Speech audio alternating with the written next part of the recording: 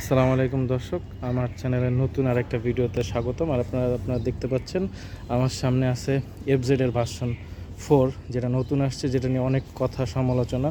তো আমরা একজন রিয়াল ভাই হচ্ছে একজন প্রবাসী, সে ভাইয়ের নামটা জি, আমার নাম মোহাম্মদ সবুজ খান। বাংলাদেশে আসছেন কতদিন হয়েছে?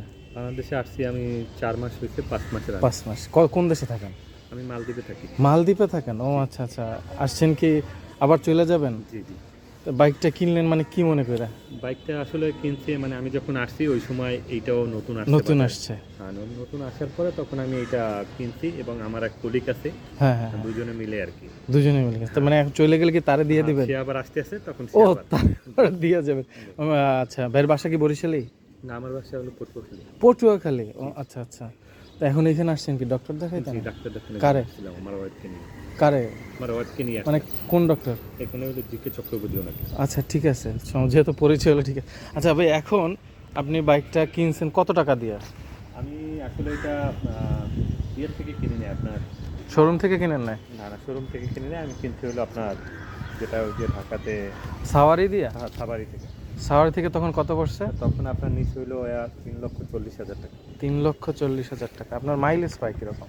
মাইলেজ তো আসলে আমরা ওইটা কখনো দেখি নাই। আমি বলতেছি তেল ঢুকাই চালাই, তেলের হিসাব করেন না? এরকম কখনো হিসাব করা ওকে। হয়নি। এখন চালাইতেছেন কতদিন আপনি? আমি চালাচ্ছি আপনার 4 মাস না 3 মাস? 15 দিন এরকম হবে। 3 মাস 15 দিন। আচ্ছা, এর ভিতরে লং কত কিলোমিটার চালাইছেন হাইয়েস্ট? আমি ঢাকা থেকে চালাইয়া বাড়িতে আসছি। ইঞ্জিন কি হিট টিট হয়, এরকম কোনো ইস্যু আছে? আমি ই পাই না। এরকম কোনো ইস্যু নাই না? আসলে এখন আমরা যে আসছি এখন তো ঠান্ডা মৌসুম, এই জন্য তো বুঝাও যায় না। না, যেহেতু আপনি লং চালাইছেন প্রায় 200-250 কিলোমিটারের উপরে, হিট মিট ওরকম এটা তো গরম হওয়ার কথাই। না তার ভিতরে তেমন একটা লং এ আর কি আপনার। মাঝে মাঝে থামছি যখন, যেমন ওই যে পদ্মা সেতু দিয়ে আসছি তো, হ্যাঁ হ্যাঁ, ওইখানে অনেক সময় দাঁড়াইছে। আচ্ছা আচ্ছা। না না, এটা গ্যাসে না, এটা হলো কি ইয়ামাহার লেটেস্ট আর কি ভার্সন 4 BS7 ইঞ্জিনের নতুন বাইক। এটা আর কি অনেকে কয় যে পুরান, মানে 3 লিটারেই নতুন করে করছে, বাট আপনার শুধু আপনার আমি ডিফারেন্ট দেখতেছি আপনার লাইটটা, হ্যাঁ হ্যাঁ, পিছনের লাইটটা পিছনের লাইটগুলো ওটা ঠান্ডা করার জন্য, আর সামনের লাইটটা ডিফারেন্ট, আর এই যে মনিটর মনিটরটা ডিফারেন্ট। মনিটরটা একটু, এটা ডিজিটাল মনিটর করছে না? ডিজিটাল করছে আর কি, একটু বড় করছে, যেমন আপনার আরাউন্ড 5 এর মতো আর কি। এখানে ডেট অ্যান্ড টাইম দিছে। এই মাইলেজ গিয়ার শিফটিং কি আছে? 5,981 আপনি 5,900 এক্সপিরিয়েন্স। এর ABS আছে, ব্রেকিং সিস্টেম না? 3,40,000 নাকি? 3,40,000 টাকা। 40,000 টাকা নিচ্ছে, সাওয়ারি থেকে নিচ্ছে। এখন আপনার এই যে এই কয়দিনে সার্ভিস যে করাইছেন, কোনো প্রবলেম হয় না? না, এখন পর্যন্ত আমার কাছে আপনি সার্ভিস নিজে করাইছেন না? মানে আমি এখানে আমাদের যে পটুয়াখালীতে পটুয়াখালী ইয়ামাহা আছে ওখান থেকে। ওরা তারা করে দিছে না? অনেকে ইস্যু হয় যে বাইরের বাইক ওরা করে না, এই ধরনের কোনো ইস্যু? না, এরকম আমি গেলে ওরা বলছে করে দিতে, কিন্তু টাকা পয়সাও চাই না। আচ্ছা। শুয়ে দিলে নিচে, নাইলে নেই।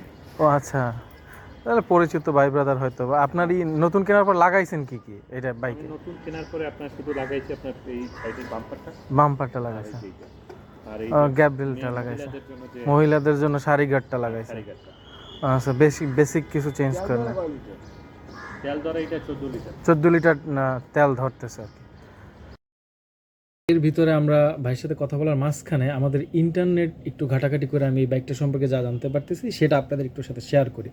আমরা ভার্সন 3 দাম হচ্ছে দিকে 2,58,000 টাকা, 58,500 টাকা। আর এই বাইকটার প্রাইস ধরা হয়েছে 2 লক্ষ অফিসিয়ালি ইয়ামাহার 2,98,000 টাকা।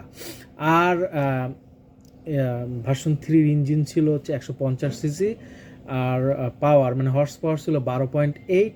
এইটার 150 সিসি, বাট এটার পাওয়ার হচ্ছে 12.23, মানে ওইটার থেকে একটু বেশি।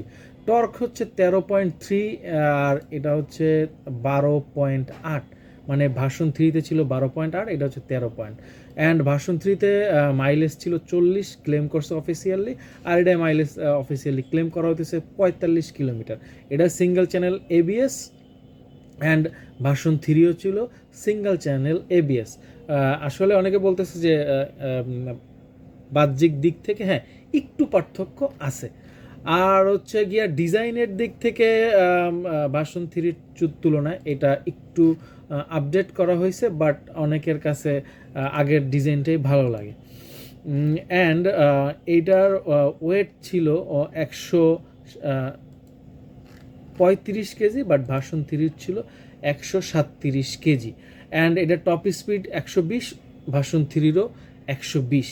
মানে আপনি ভার্সন 3 অ্যান্ড ভার্সন 4-এর ভিতরে বেসিক্যালি ইঞ্জিন এর দিক থেকে যদি আপনি চিন্তা করতে যান, তাহলে হচ্ছে গিয়া তেমন একটা পার্থক্য এইখানে নাই, 19 এবং 20।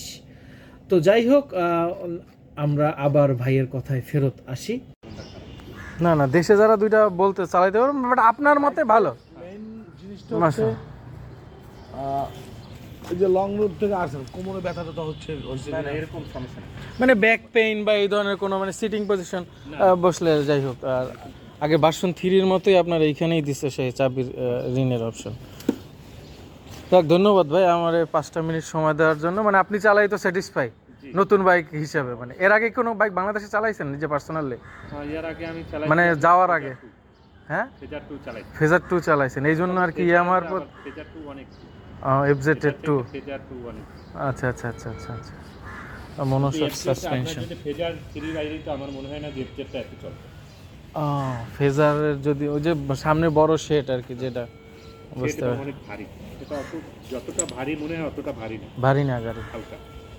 আচ্ছা আচ্ছা, থ্যাংক ইউ ভাই, আর সময় দেওয়ার জন্য ধন্যবাদ। আর আইসেন, আমি উপরে আছি, যদি কোনো হেল্প লাগে এরপর। দর্শক, আমরা প্রবাসী ভাইয়ের কাছ থেকে শর্ট একটা তার পার্সোনাল রিভিউ নিলাম। এই বাইকটা সম্পর্কে অনেক বক্তব্য ছিল। তো ধন্যবাদ ভিডিওটা দেখার জন্য। ভালো লাগলে অবশ্যই লাইক এবং সাবস্ক্রাইব। আসসালামু আলাইকুম।